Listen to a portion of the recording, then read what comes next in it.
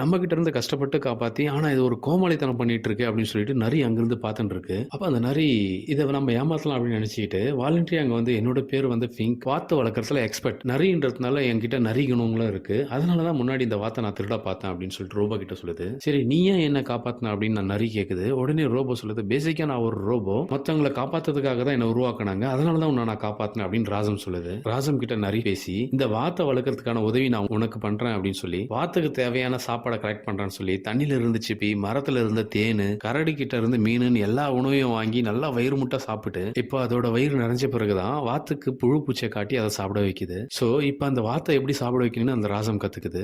அப்ப அந்த ராசம் சொல்லுது, எனக்கு நடந்த ஒரு விபத்துல அந்த வாத்தோட குடும்பத்தை நான் தான் கொன்னேன் அப்படின்னு சொல்லுது. உடனே அந்த நரி என்ன பண்ணுது, அந்த வாத்துக்குட்டியோட காதை மூடிக்கிட்டு, இனிமேல் இந்த விஷயம் உனக்கு எனக்கு மட்டும். இதே மாதிரி இந்த படத்தோட ஃபுல் ஸ்டோரியை பார்க்கறதுக்கு நம்மளோட சேனலை சப்ஸ்கிரைப் பண்ணுங்க. டிஸ்கிரிப்ஷன்ல அந்த படத்தோட லிங்க் கொடுத்துருக்கேன். அதை கிளிக் பண்ணி இந்த படத்தோட ஃபுல் ஸ்டோரியை பாருங்க.